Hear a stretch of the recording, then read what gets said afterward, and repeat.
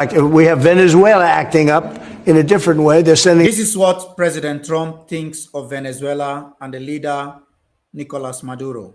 We have Venezuela acting up in a different way. They continue to send people that we rebuff to our border. They continue to send drugs into our country. Venezuela, they've been very nasty, and we can't let that happen.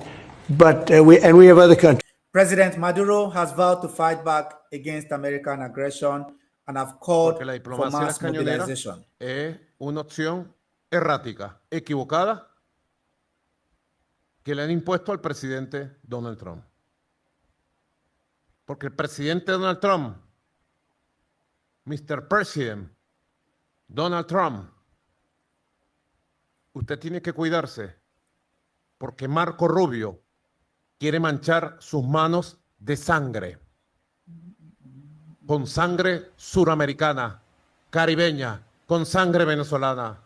Lo quieren llevar a un baño de sangre. This has been a long life ambition and goal of the US President Donald Trump to remove Nicolás Maduro, to create a new order in Venezuela. Is it about the drugs coming from Venezuela like he claimed? Is it about resources? Is it about the oil? The US is repositioning its assets in the Caribbean as we brace for an all-out confrontation between the US Navy and Army and Venezuela. What we are witnessing in the Caribbean could be the start of a dangerous new flashpoint in the Americas. On the surface, the US is explaining it as part of this counter-narcotics mission. The vessel targeted in recent events was near Venezuelan water, was said to be carrying drugs and gang members bound for American shores. And this is according to the Secretary of State, Marco Rubio, who framed the attack against Venezuelan nationals as legitimate self-defense.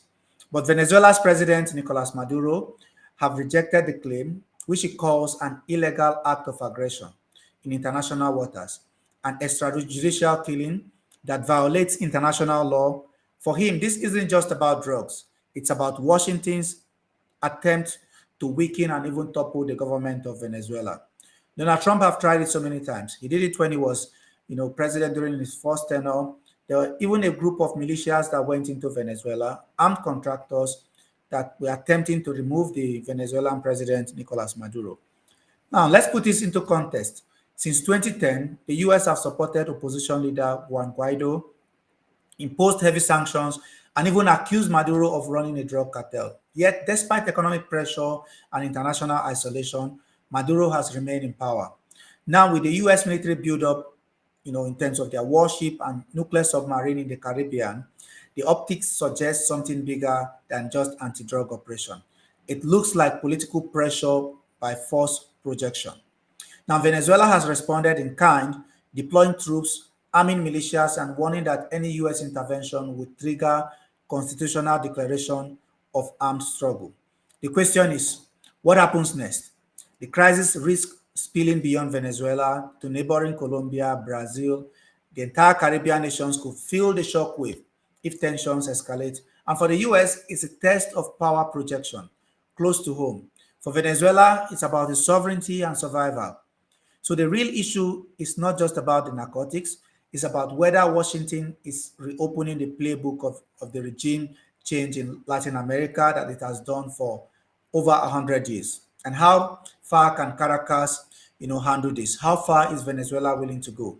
America is going back and honking down on the Monroe Doctrine to ensure that Latin America and the whole of the America remains America's backyard and under the firm grip of American control and influence. Tell me what you think about this in the comment section.